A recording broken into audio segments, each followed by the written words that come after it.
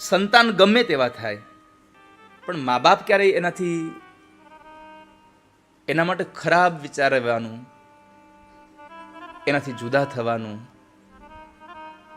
એનાથી દૂર રહેવાનું કોઈ દિવસ પસંદ ના કરે. જુઓ ને, પદ્મપુરાણમાં આપ્યું, ધુંધુકારી એની માને સળગતા લાકડા લઈને મારતો હતો,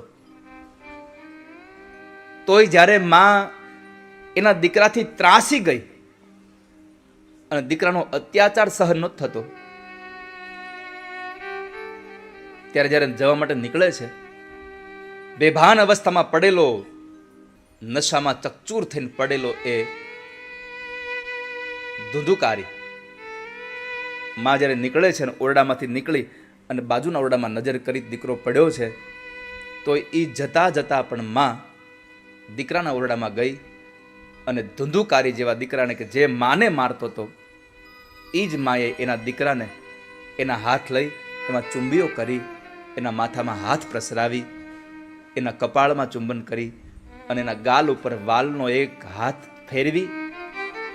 અને આંસુડા પાડતી પાડતી માં ગઈ છે. આ સંસારમાં દીકરાઓ ગમે તેવા થાય, પણ મા બાપ ક્યારેય એનો સ્વભાવ નથી છોડતા.